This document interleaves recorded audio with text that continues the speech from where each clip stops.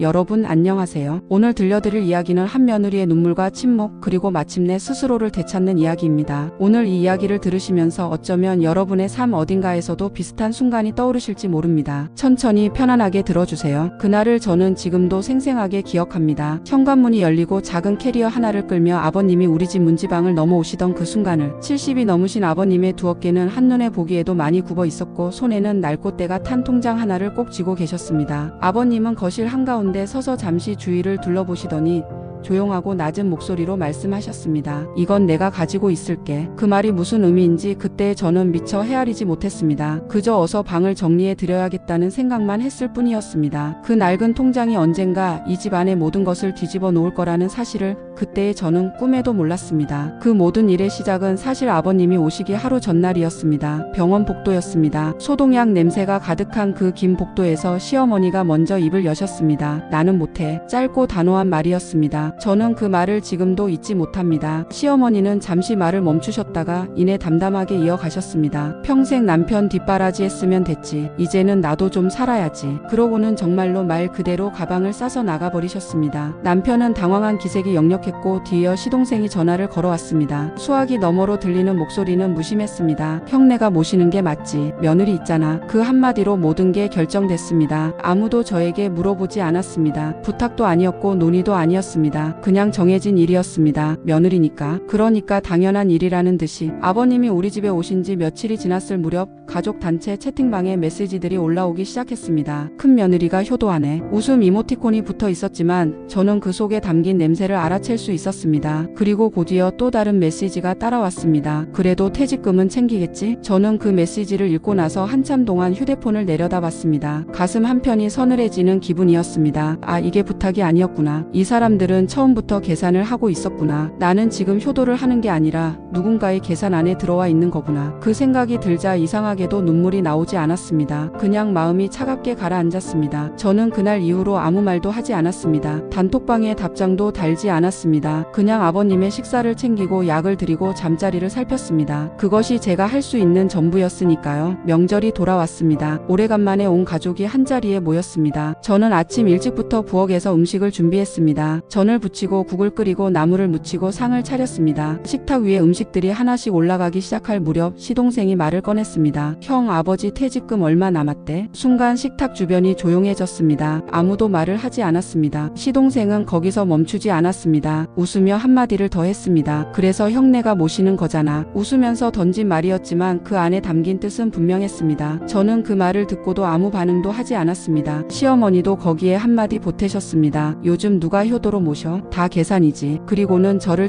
쳐다보셨습니다. 시선이 느껴졌습니다. 너도 그렇잖아. 저는 그날 아무 말도 하지 못했습니다. 반박할 말이 없어서가 아니었습니다. 그냥 그 말에 맞설 기운이 없었습니다. 저는 밥을 퍼서 아버님 앞에 갖다 드렸습니다. 그게 다였습니다. 그날 저녁 설거지를 마치고 혼자 부엌에 서 있을 때였습니다. 수도꼭지를 잠그고 고무장갑을 벗으면서 저는 처음으로 이런 생각을 했습니다. 나는 왜 여기 있는 걸까? 이 사람들에게 나는 무엇인 걸까? 그날 이후 저를 둘러싼 시선이 달라졌습니다. 친척들이 모이는 자리에서 누군가가 말했습니다. 요즘 애들은 똑똑해 돈 될 때만 움직이잖아. 또 누군가는 이렇게도 했습니다. 그래도 얘는 효도하는 척은 잘해. 모두 웃으면서 하는 말이었습니다. 저도 웃었습니다. 같이 웃어야 할 것 같아서. 하지만 속으로는 알고 있었습니다. 그 말들이 전부 저를 향하고 있다는 것을. 저는 어느 순간부터 착한 며느리라는 말 대신 계산 빠른 며느리라는 이미지로 이 가족 안에서 자리 잡혀 있었습니다. 제가 아무리 성실하게 아버님을 모셔도 아무리 정성껏 식사를 차려도 그것은 효도가 아니라 퇴직금을 노리는 계산으로 해석되었습니다. 그 사실이 저를 천천히 그리고 깊이 갉아먹기 시작했습니다. 사람이 무너지는 건 한 번에 무너지는 게 아닙니다. 조금씩 매일매일 아무도 알아채지 못하는 속도로 무너져 내립니다. 그때의 저도 그랬습니다. 겉으로는 아무렇지 않은 척했습니다. 밥을 지었고 빨래를 했고 아버님 약을 챙겼습니다. 하지만 안으로는 조금씩 무언가가 빠져나가고 있었습니다. 아버님의 일상은 고스란히 제 몫이었습니다. 병원 예약을 잡고 함께 진료실 의료실에 들어가고 처방전을 받아 약국에 갔습니다. 식사는 아버님의 이가 좋지 않으셔서 부드럽게 따로 만들었습니다. 기저귀를 교체하고 몸을 닦아드리고 목욕을 도와드렸습니다. 남편은 점점 늦게 들어왔습니다. 처음에는 야근이라고 했습니다. 그 다음엔 회식이었습니다. 그 다음엔 아무 말도 없었습니다. 시댁에서는 가끔 전화가 왔습니다. 고생 많다. 그 한마디 뒤에는 항상 이 말이 따라붙었습니다. 퇴직금 받으면 좀 낫겠네. 저는 그 패턴을 너무나 잘 알게 되었습니다. 위로인 척하는 계산, 고생을 인정하는 척하는 기대. 어느 날 새벽이었습니다. 시계가 새벽 3시를 가리키고 있을 때 아버님이 방에서 쓰러지셨습니다. 둔탁한 소리가 났고 저는 잠결에 벌떡 일어났습니다. 남편은 깊이 잠들어 있었습니다. 저는 혼자 아버님 방으로 달려갔습니다. 아버님은 침대 옆 바닥에 쓰러져 계셨습니다. 저는 온 힘을 다해 아버님을 업었습니다. 엘리베이터도 없는 계단을 내려가며 아버님을 업고 병원 응급실로 향했습니다. 그날 새벽 병원 대기실 플라스틱 의자에 앉아 있으면서 저는 처음으로 진짜 무너졌습니다. 눈물이 났습니다. 소리 없이 아무도 모르게. 나는 지금 무엇을 하고 있는 걸까? 이 사람들은 내가 이러고 있다는 것을 알기는 할까? 아무도 없었습니다. 그 새벽에 정말로 아무도. 며칠이 지났습니다. 아이가 저한테 조심스럽게 말을 걸어왔습니다. 엄마 왜?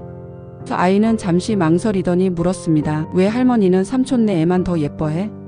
저는 그 말을 듣는 순간 숨이 막혔습니다. 아, 이제 아이한테까지 번지고 있구나. 내가 이 안에서 겪고 있는 일이 내 아이의 눈에도 보이고 있구나. 아이는 아무것도 모르는 표정이었습니다. 그냥 궁금해서 물어본 것 뿐이었습니다. 하지만 그 궁금증 속에는 자신이 왜 덜 사랑받는 것처럼 느껴지는지에 대한 작은 상처가 담겨 있었습니다. 저는 아이를 안아주며 웃어 보였습니다. 그런 거 아니야. 그렇게 말했지만 그 말이 거짓말처럼 느껴졌습니다. 그날 밤 저는 아버님 방으로 찾아갔습니다. 아버님은 이불을 덮고 누워 계셨습니다. 저는 방 한편에 조용히 앉아서 잠시 아무 말도 하지 못했습니다. 그리고 나서 겨우 입을 열었습니다. 아버님, 저 이제 못할 것 같아요. 목이 메었습니다. 저도 사람인데 왜 저만 이래야 해요? 방 안이 조용했습니다. 아버님은 천장을 바라보고 계셨습니다. 한참 침묵이 흘렀습니다. 그리고 아버님이 천천히, 아주 천천히 고개를 돌려 저를 바라보셨습니다. 그리고 말씀하셨습니다. 며느라, 통장 좀 가져와라. 일주일이 지났습니다. 아버님이 가족들을 다 모이라고 하셨습니다. 시어머니도 왔습니다. 시동생 내외도 왔습니다. 남편도 옆에 앉아 있었습니다. 마치 아무 일도 없었다는 듯,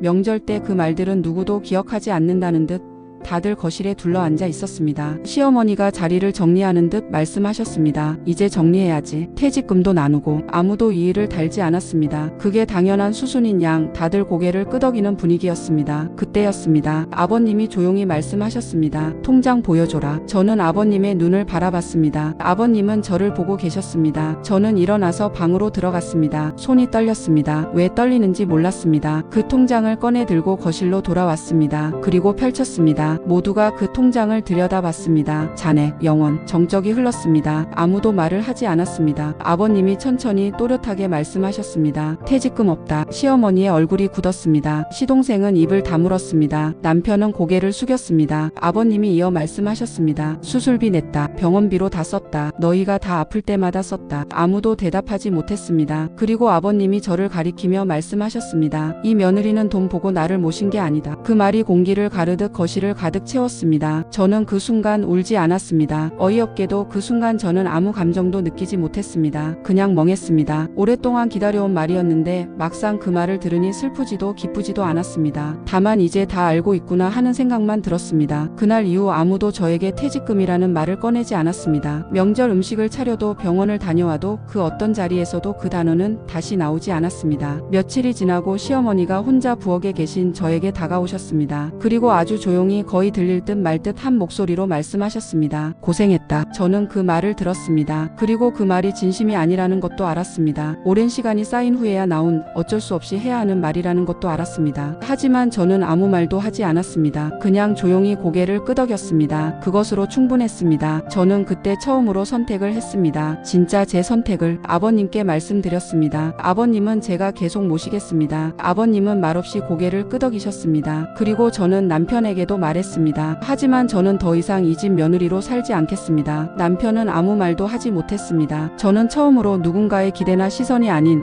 오직 제 자신의 의지로 무언가를 결정했습니다. 그 느낌이 어떤 것인지 그때 비로소 알았습니다. 가볍고 무섭고 그러면서도 이상하게 단단했습니다. 사람들은 종종 말합니다. 요즘 세상에 효도가 어디 있느냐고. 다 계산이라고. 돈 앞에서는 가족도 없다고. 어쩌면 그 말이 틀린 건 아닐지도 모릅니다. 세상 어딘가에는 정말 그런 사람들도 있을 테니까요. 하지만 저는 이제 압니다. 진짜 효도는 남들이 볼 때 하는 게 아니라는 것을. 새벽 3시에 혼자 아버님을 업고 계단을 내려가는 것, 아무도 없는 응급실 대기실에서 혼자 기다리는 것, 아이가 왜 자기는 덜 사랑받냐고 물을 때 웃으며 안아주는 것, 그게 효도입니다. 누가 봐주지 않을 때, 누가 알아주지 않을 때 그럼에도 불구하고 하는 것. 그리고 참는다는 것은 약해서가 아닙니다. 지킬 게 있어서입니다. 저는 아버님을 지키고 싶었습니다. 제 아이를 지키고 싶었습니다. 제 자신을 지키고 싶었습니다. 그 마음이 있었기에 버틸 수 있었습니다. 버티는 것이 항상 옳은 건 아닙니다. 때로는 말해야 할 때도 있고 내려놓아야 할 때도 있습니다. 하지만 그 버팀의 이유가 명확할 때 사람은 무너지지 않습니다. 저는 그것을 그 긴 시간 동안 배웠습니다. 그날 이후 저는 더 이상 누군가의 며느리로만 살지 않습니다. 저는 제 선택으로 사는 사람입니다. 아버님을 모시는 것도 아이를 키우는 것도 모두 제가 선택한 일입니다. 누군가의 기대 때문이 아니라 제가 그렇게 하고 싶기 때문입니다. 여러분, 이 이야기를 들으시면서 혹시 마음 한편이 무거워지셨나요? 어쩌면 우리 주변에도 이런 며느리가, 이런 어머니가, 이런 딸이 있을지 모릅니다. 아무 말도 하지 않고 아무도 알아주지 않아도 묵묵히 곁을 지키고 있는 누군가가. 오늘 하루 그 사람에게 진심 어린 말 한마디를 건네보시는 건 어떨까요? 고생했어요가 아니라 고마워요라고.